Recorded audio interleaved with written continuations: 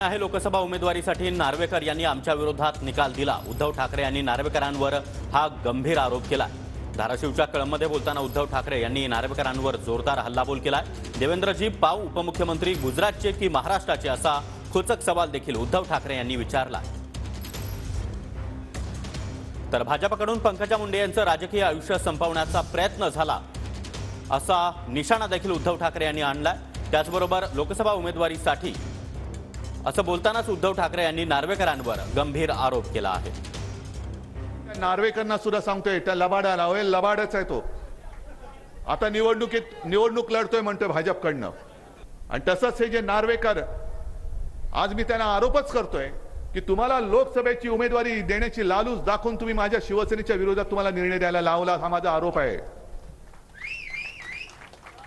कारण सर्वोच्च न्यायालयाने काल म्हटलेलं आहे की तुम्ही म्हणजे त्या लवाद्यांनी जो काही निकाल दिलेला आहे, निर्णय दिलेला आहे, तर सर्वोच्च न्यायालयाच्या निर्णयाच्या विरुद्ध वाटत नाही काय, हा सर्वोच्च न्यायालयाचा प्रश्न आहे। काल देवेंद्र फडणवीस असं बोलले, अरे इथून उद्योग जर का गुजरातला गेले तर गुजरात काय पाकिस्तान आहे का? ठीक आहे, तुम्ही ज्यांची खुर्ची चाटते त्यांच्यासाठी तुमच्यासाठी ते बरोबर आहे देवेंद्रजी, पण गुजरात हा जर का पाकिस्तान असेल तर महाराष्ट्र म्हणजे काय पाकिस्तान आहे का?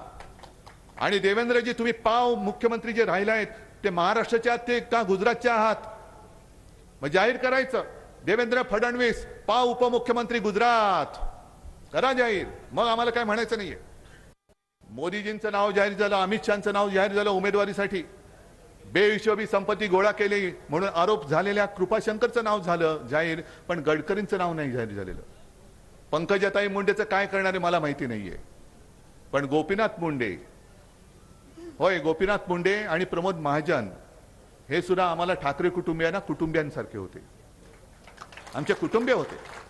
म्हणजे मोदीजी तुमचं आणि अमित शहाचं नाव म्हणजे अशा नावाच्या कोण व्यक्ती या देशात आहेत आणि भाजपात आहेत हे सुद्धा आम्हाला माहित नव्हतं। त्यावेळेपासून आम्ही प्रमोद महाजन आणि गोपीनाथजी मुंडे यांना ओळखतो आणि त्यांच्या कुटुंबियांचं आमचं नातं हे त्याही वेळेला होतं, आज सुद्धा मी ते मानतो।